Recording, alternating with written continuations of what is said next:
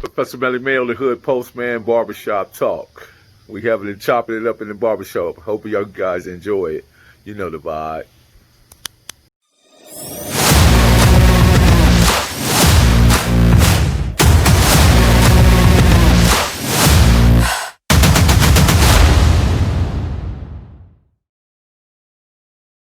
Or he gonna be accustomed to holding all the time.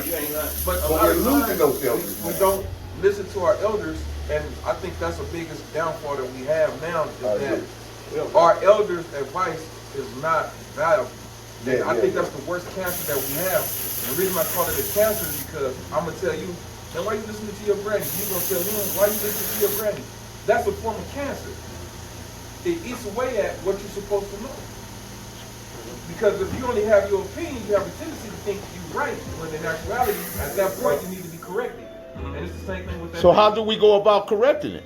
We have to, I think we got to reinstill the nature of what family is, right? Because going on with Brother's point right here, you know what I'm saying? You have kids that are having kids, right? So then therefore, at that point, now it's cute to have a baby, but you're not really ready to instill the structure in that child that they don't even have So then therefore, now what you're finding is, if we go along with his theory, you have to correct the kid and the parent of the kid, because the parent of the kid don't want to listen to the elder that's above them. You know what I mean? Well, look at it like this. Look at that structure too. In this generation, you got a kid, you got a mother that'll get high with their daughter. Man, you got a mother that'll get high with the son. Right.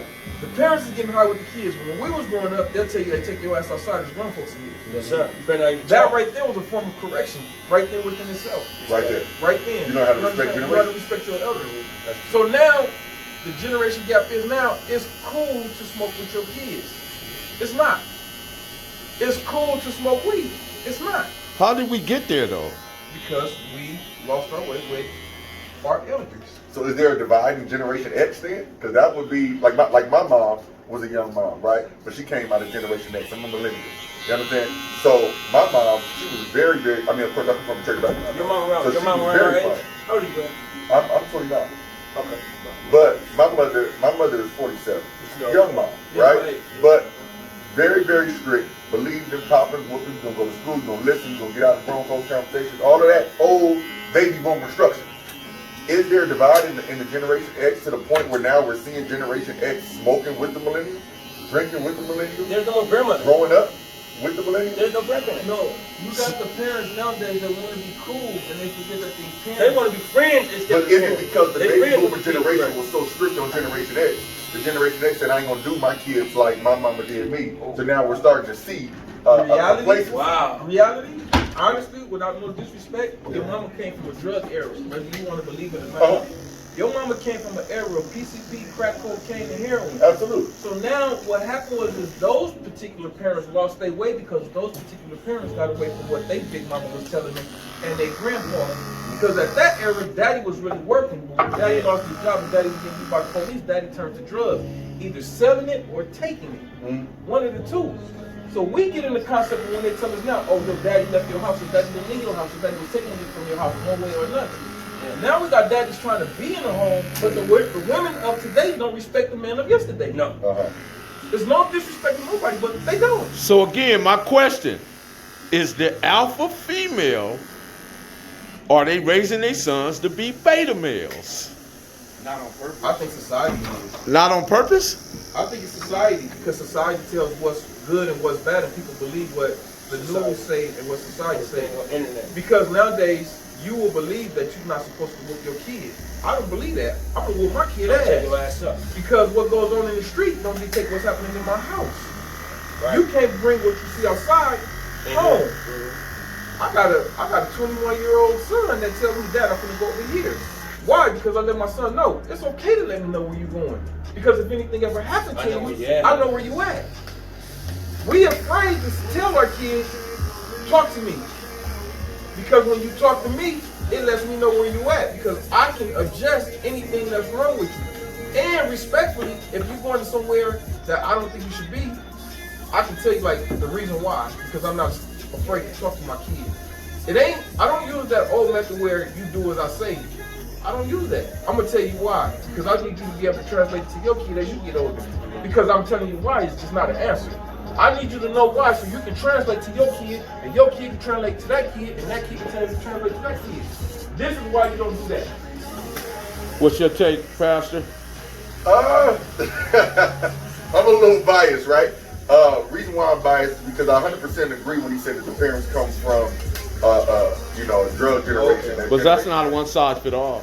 Right, exactly. You know what I'm saying? Because, for example, like I said, my mom was very strict. My mom, really, I attribute all my successes to my mom. You know what I'm saying? But it has to do with, I feel that there is a divide in the Generation X breakdown.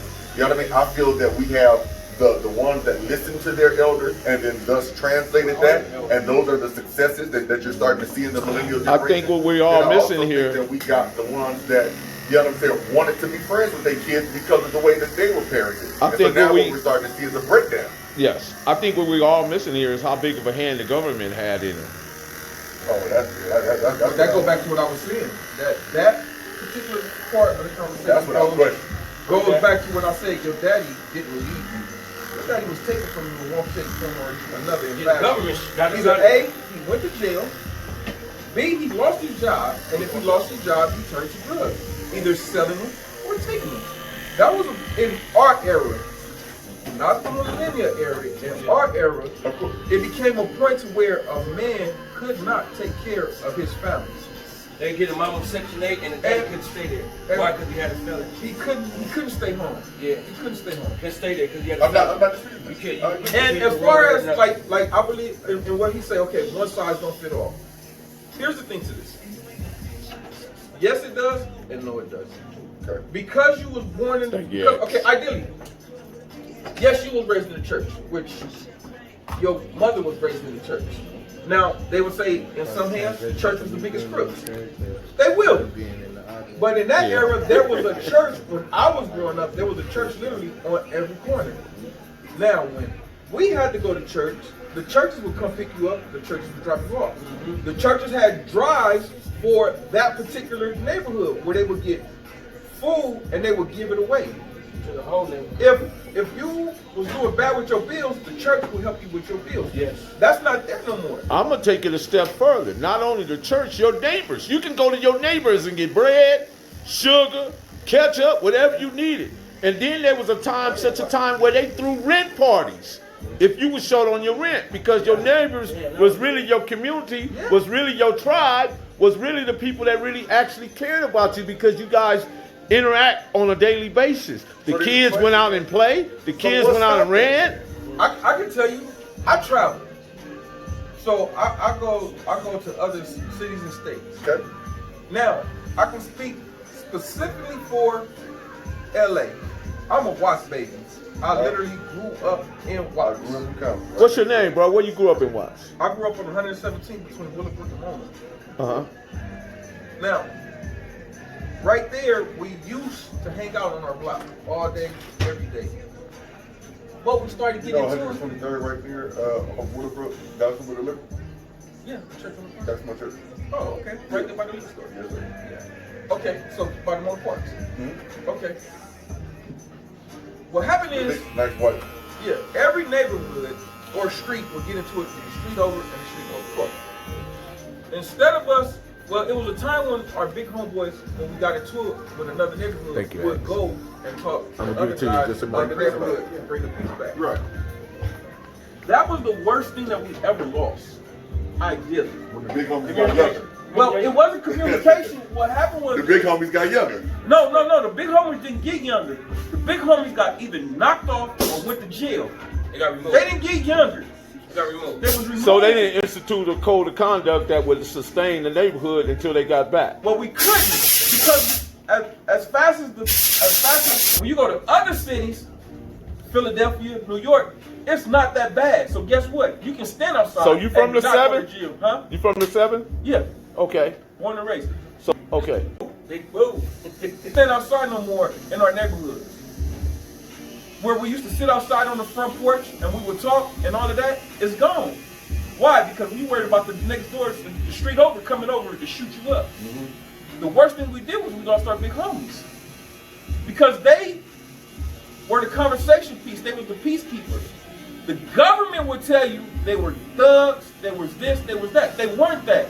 Believe it or not, the big homies was the peacekeepers. Now, when it got to a point that shit wasn't going right, Relationships with the dudes. The dudes today's time, they don't have no relationships. I agree with They that. don't have no. I agree with that. They don't have no. They don't know how to do that. 100%, yes. They don't know how to have rapport. Absolutely. And I told him that at me, we was at his house, he come right here. I told him at his house, the reason that people is killing each other nowadays is because they don't have a relationship. He the most disagreeable brother in it. Nah, we love Malik, man. He just see things in different terms. And difference don't mean deficient.